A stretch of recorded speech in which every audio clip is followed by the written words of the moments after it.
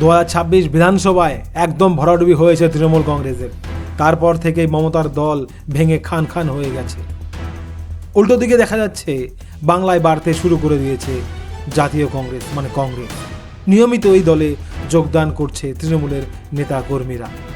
আর এই ট্রেন্ড বজায় থাকলো শনিবারও তৃণমূল ভেঙে কংগ্রেসে যোগদান কর্মসূচি হলো।